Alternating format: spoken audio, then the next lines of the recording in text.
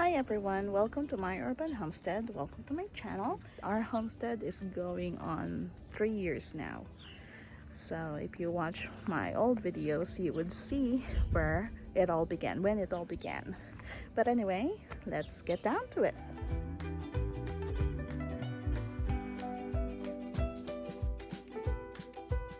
Your soil. Now, if you have bad soil like I do, when we had this garden before, if you watched the very first video that I have, our land is nothing but sand. And the only thing that grew in it when we moved in, this is nothing. This is like, imagine this area vacant. That's how it looks like nothing. The only thing that grew are weeds, sticker weeds. Now, this part of the yard still has the original dirt and the weeds. Give you guys an example of the weed. This weed, I still need to dig it up. And you see the stickers? Give you guys. Oh yeah, look at that. This is just one of them. These are the kind that when you step on it, you'll forget your name and you'll forget about everything you believed in. This is the original sand, dirt that we have. See? Sandy, because the previous owner dumped truckloads of sand. You have to dig at least a foot deep in order to get the dirt. So that's why the only thing that grew are weeds. In order to amend that, I decided to use wood chips. You can buy organic soil as well from local garden shops or Walmart. You can buy them in bags, but they can get really expensive. And I have a big yard, so I decided, you know what? Let's do wood chips. So I'll give you guys an idea of how the dirt looks like now after putting wood chips. Let's go through here and I'll take you to a planter where there's not much growing because I didn't plant any. Give you guys an idea of how the dirt looks like after 2 years. See? Gold. This is what they call gold dirt. It's black and it forms. And I haven't watered yet. See? It's a magic of wood chips, people. It's cheap, it's affordable. And now if you want to get an idea of how to get wood chips, you can buy them in bags, but they get really expensive. So we got ours from the electric company. I asked the electric company if I can have wood chips when they cut wood, trees that's in the way of a power line, like for example that power line, and there's trees hanging on it. The electric company would cut that tree and then they'll mulch it. So I asked them to give me some. I want to give you guys an idea of how wood chip looks like here in the orchard, because the one that I showed you is a planter. Here's a good area. Look at that. Ta-da! It's nice, isn't it? And the ones that I did, I mean, you don't need to dig too far, and it's soft. See, it's easy. I didn't even have to put any force to dig up, and it's not sandy at all. Planters. Now, if you live in a concrete jungle, you can use buckets. You can use planter bags. You can use cinder blocks like I do, recycled cinder blocks. I mean, you don't need to spend a lot of money to have a planter. I mean, heck, I use a canoe. This is an old canoe that someone want to get rid of, and I didn't even pay anything for it. Or you can use tires. And those are just cinder blocks. Those are recycled cinder blocks that I use. Or wood. That's a wood cinder block. That's a wood planter over there. I mean, you can use any material. Just make sure that you line it. And do your research. Make sure, I mean, people are talking about, chemicals leaching to the plant. I mean, you can put a sheet, something to separate it from the soil. But I mean, I've been gardening for 2 going on 3 years now, and we haven't gotten sick. And I use, for my vegetables, I use cinder blocks and wood, and those are treated wood, by the way.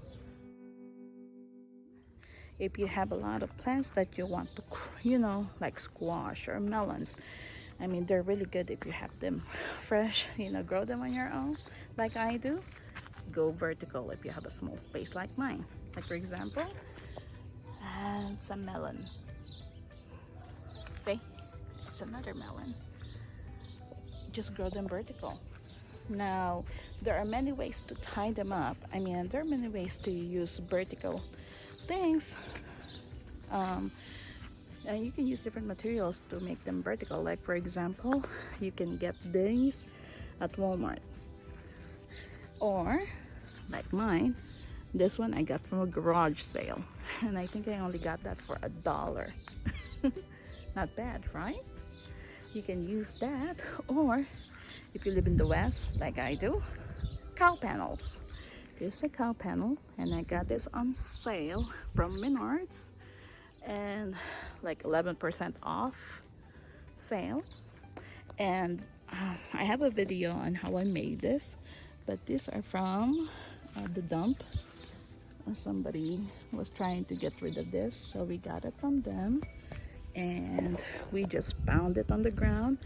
It takes 2 people to make it, but it works. And to secure it, we use zip ties, and these are the heavy duty zip ties.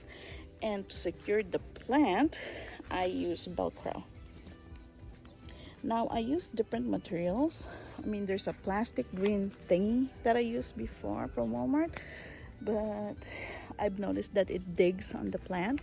But this Velcro was really good. I mean, the green ones were from last, this one is 2-year-old Velcro.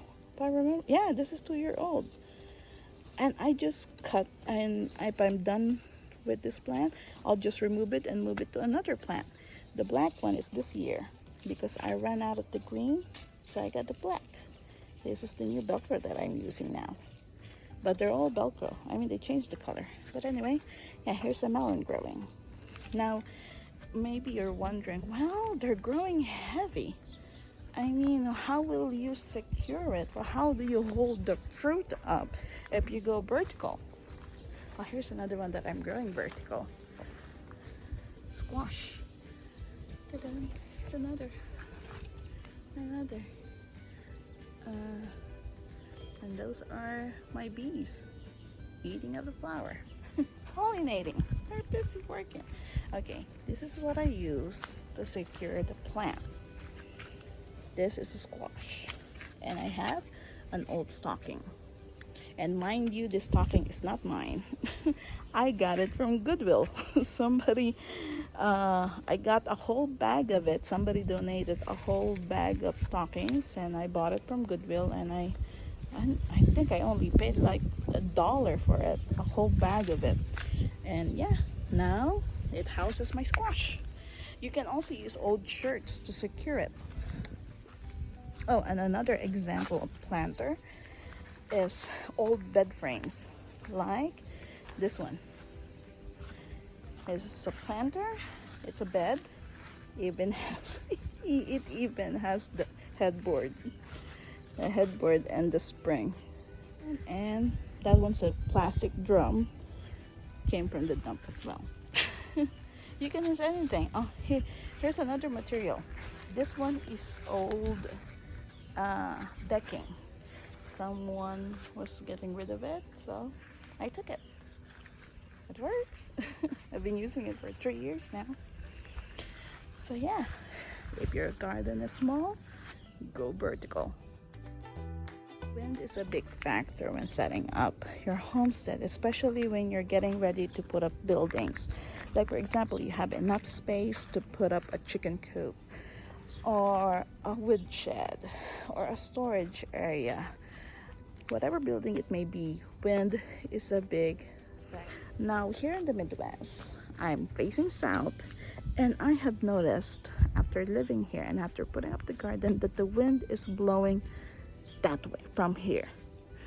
That is the west and southwest, and it is hammering this way. It's always from the west going here, and it's really strong, especially when there's a storm. It always for some reason comes from the west and from the south. Now for those of you who are just new to my channel, The coop was placed right there where the peach trees are. And that area was almost the middle of the yard. And boy, does it got hammered left and right by the storm. So I've decided to move it on the very corner of the lot. Here is where I moved the chicken coop, and I just moved it this year. It's composed of recycled materials, and I have a video for that. You can go watch it on how I set up this for cheap. Another building that we built up is the storage building. Storage shed is what my husband calls it. For me, it's a small building.